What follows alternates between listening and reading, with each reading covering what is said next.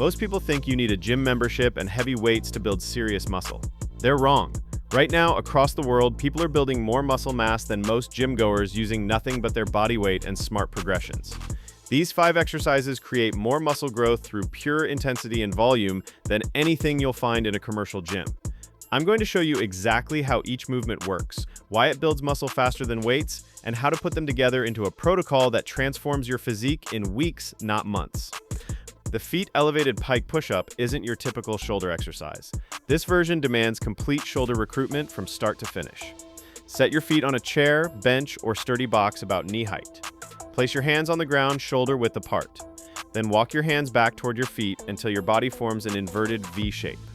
Your hips should be high in the air with your torso nearly vertical. This position puts your shoulders in a position very similar to an overhead press, but without any weights. Lower the top of your head toward the ground by bending your elbows. Keep your elbows at about a 45-degree angle from your body, not flaring out wide. Don't let your head touch the ground, but get close enough to feel the full range of motion in your shoulders. Drive back up to the starting position by pressing through your palms and maintaining that pike angle throughout.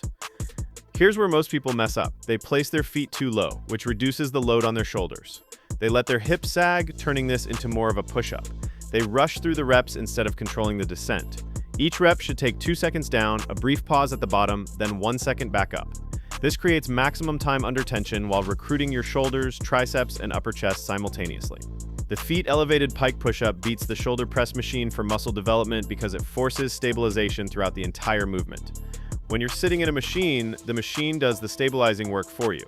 With pike push-ups, your core, rotator cuff muscles, and stabilizers work overtime to maintain perfect alignment while your shoulders handle the primary load. Start with 3 sets of 8 reps, focusing on perfect form over quantity. If you can't perform a full rep yet, lower your feet to the ground for regular pike push-ups, or don't descend as far. The key is maintaining that pike position and feeling the burn specifically in your shoulders.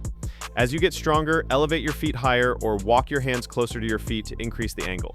When you can complete 15 consecutive reps with your feet elevated on a chair, you've built serious shoulder strength and size. Your breathing technique matters here. Inhale on the way down, exhale forcefully as you press back up. This breathing pattern helps maintain core tension and gives you more pressing power. Track your rep progression. Write down how many clean reps you can do each session. This objective measurement shows progress without needing a scale or mirror. The Bulgarian split squat is the single most effective bodyweight leg builder that exists. Find a bench, chair, or sturdy surface about knee height. Stand facing away from it with your back foot elevated on the surface behind you. Your front foot should be far enough forward that when you descend, your front knee doesn't travel past your toes. This is crucial for knee health. Lower yourself down by bending your front knee, descending until your front thigh is parallel to the ground or lower. Your back knee should drop toward the ground but not touch it. Keep your torso upright throughout the movement. Don't lean forward excessively. Drive back up through your front heel, squeezing your glute at the top. This movement builds more functional leg strength than the leg press because there's no back support and you're working each leg independently. Your core works constantly to keep you balanced while your quads, glutes, and hamstrings handle the primary load. You're also fixing muscle imbalances between your legs since each leg must work independently. Most people are surprised to discover one leg is significantly weaker than the other. The key difference from regular squats is the unilateral loading. When you squat with both legs, your stronger leg compensates for your weaker leg. With Bulgarian split squats, each leg faces the full challenge alone. This creates more muscle stimulation and fixes imbalances that lead to knee pain and injury. Control the descent back to the starting position. Don't just drop down and bounce back up.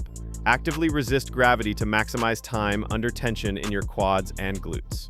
The eccentric portion of this movement is where serious muscle growth happens, so make every rep count by controlling both the up and down phases. Adjust the difficulty by changing your front foot position. The farther forward your foot is, the more it emphasizes your glutes and hamstrings. The closer it is, the more it hits your quads. Start with 3 sets of 10 reps per leg. You can also pause for 3 seconds at the bottom of each rep to increase difficulty. Advanced practitioners can elevate their front foot as well, creating a deficit Bulgarian split squat that increases range of motion. When you can complete 20 consecutive reps per leg with perfect form, you've built serious single-leg strength that translates directly to running, climbing stairs, and any activity requiring leg power. Now here's the thing most people don't realize about building muscle after 40. You can do all these exercises perfectly, but if you're dealing with nagging aches, joint pain, or chronic stiffness, you're leaving massive gains on the table. Your body won't build muscle efficiently when it's fighting inflammation and pain. That's exactly why I created Reboot Your Body, a complete system that shows you how to eliminate those annoying aches and pains that are robbing you of your best years. If you're serious about building muscle while feeling a decade younger, moving pain-free, and having the energy to play with your kids or grandkids, check out the link in the description below. It's the missing piece nobody talks about. The inverted row builds your entire back without any weights. Find any horizontal bar, sturdy table, or even the underside of a playground structure that can support your body weight. A Smith machine at the gym works great if you have access to one. Lie underneath it and grab the bar with an overhand grip, hands slightly wider than shoulder width. Your body should form a straight line from your heels to your head with only your heels touching the ground. Pull your chest up toward the bar by squeezing your shoulder blades together and driving your elbows back. Think about pulling the bar down to your chest rather than pulling yourself up to the bar. This mental cue helps activate your lats and upper back more effectively. Your chest should touch or nearly touch the bar at the top of each rep. This builds more back thickness than machine rows because there's no back support and no guided movement pattern. Your core works constantly to maintain that rigid body position while your lats, rhomboids, traps, and biceps handle the pulling motion. It's a complete upper body pulling exercise that hits everything from your hands to your hips. Control the descent back to the starting position. Don't just drop down, actively resist gravity on the way down. Most people focus only on the pulling phase, but the lowering phase is equally important for muscle growth. Take 2 seconds to lower yourself back down with control. Adjust the difficulty by changing your body angle. The more horizontal your body, the harder the exercise becomes. Beginners should start with the bar set high so their body is at a 45-degree angle. As you get stronger, lower the bar progressively until your body is completely horizontal. Advanced practitioners can elevate their feet on a chair to increase difficulty even further. Your grip width changes which muscles get emphasized. A wider grip hits your lats more. A closer grip brings your middle back and biceps into play more heavily. Vary your grip width across different sets to hit your back from all angles. Aim for 3 sets of 12 perfect reps. When you can complete 20 consecutive reps with your body horizontal, you've built serious pulling strength. The archer push-up is a devastating chest and arm builder that prepares you for one-arm push-ups while building serious size.